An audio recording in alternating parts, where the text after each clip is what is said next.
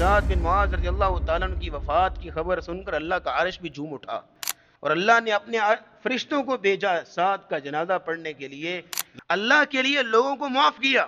اللہ کے لیے نفرت چھوڑی، اللہ کے لیے بغض اور کینہ چھوڑا، اپنے دل کو صاف کیا، اور اللہ رب العزت نے یہ اعزاز یہ دیا کہ دنیا میں جنت کی بشارت۔ جو اللہ کے لیے کچھ چیز چھوڑ دیتا ہے اللہ اس کو پھر نوازتے ہیں۔ نبی اسلام کی حدیث نوٹ کیجئے گا، نبی اسلام نے فرمایا من ترک اللباس تواضعا للہ، جو اللہ کے سامنے عاجزی اور تواضع اختیار کرتے ہوئے شہرت کا اور فخر کا لباس چھوڑ دیتا ہے۔ بعض لباس ہوتے ہیں جو شہرت کے لیے پہنے جاتے ہیں تاکہ لوگ کہیں واہ کیا لباس ہے، بعض لباس ہوتے ہیں جو فخر کے لیے پہنے جاتے ہیں، لیکن کہا جو اس طرح کا لباس نہ پہنے، تواضعا للہ، اللہ کے لیے تواضع اختیار کرتے ہوئے، تو نبی اسلام نے فرمایا دعاہ اللہ یوم القیامت علی رؤوس الخلائق،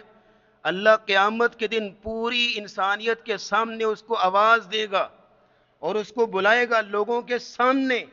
اور جنتی لباس لٹکے ہوئے ہوں گے، حلے اور جبے، اللہ کہیں گے ان میں سے جو تیرا دل چاہتا ہے پہن لے۔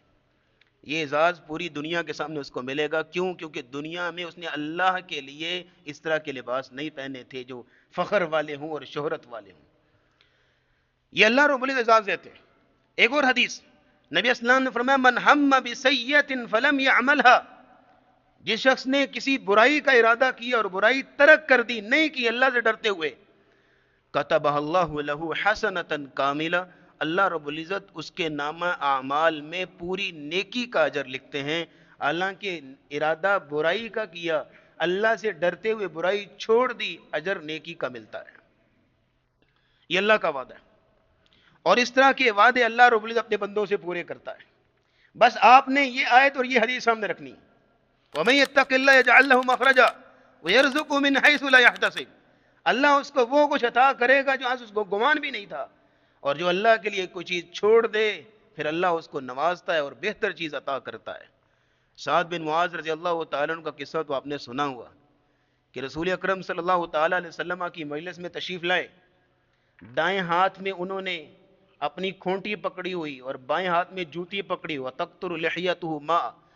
اور داڑھی سے وضو کے قطرات، پانی کے قطرات جب گر رہے ہیں۔ جب مسجد میں داخل ہو تو نبی اسلام نے فرمایا ابھی جو ایک شخص آ رہا ہے یہ جنتی ہے۔ لوگوں نے جب دیکھا سبحان اللہ، سعد بن معاذ رضی اللہ تعالیٰ عنہ، ایک صحابی کے دل میں تجسس پیدا ہوا ہے، پتہ تو کیا جائے کون سا خاص عمل ہے جو یہ کرتے ہیں جس کی وجہ سے ان کو جنت کی بشارت ملی ہے۔ گھر چلے گئے، ایک دن، دو دن، تین دن، سارا جو ہے وہ دیکھا، جج کیا کون سا ایسا عمل کرتے ہیں جس کی وجہ سے ان کو جنت کی بشارت ملی ہے۔ کوئی خاص عمل نظر نہ آیا۔ تیسرے دن جانے لگے، ساتھ پوچھنے لگے بچے کدھر آئے تھے؟ کہا جی بس یہ وجہ ہے، اس وجہ سے دیکھنے آیا تھا آپ خاص عمل کیا کرتے ہیں۔ کہا میں یہ عمل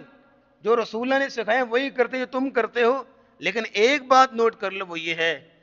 کہ جب سے اسلام قبول کیا ہے آج تک اپنے دل میں کسی کے لیے حسد اور بغض اور نفرت نہیں رکھی، اور اللہ سے روزانہ دعا کر کے سوتا ہوں یا اللہ میں نے تیری خاطر ان سب کو معاف کر دیا جنہوں نے میرے ساتھ کچھ بھی ظلم زیادتی کی تھی، یا اللہ تو مجھے معاف کر دے۔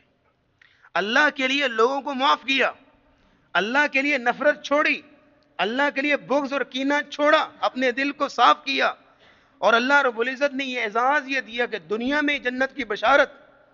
اور پھر یہ ہے کہ جب دنیا سے رخصت ہوئے، نبی اسلام نے فرمایا اہتز عرش الرحمن لموت سعد بن معاذ، سعد بن معاذ رضی اللہ تعالیٰ عنہ کی وفات کی خبر سن کر اللہ کا عرش بھی جھوم اٹھا، اور اللہ نے اپنے فرشتوں کو بھیجا سعد کا جنازہ پڑھنے کے لیے۔ یہ اعزاز ہے، یہ وعدہ ہے اللہ کا، من ترک للہ شیئا عوضہ اللہ خیرا من، جو اللہ کے لیے کچھ چیز چھوڑ دیتا ہے اللہ اس کو پھر نوازتے ہیں۔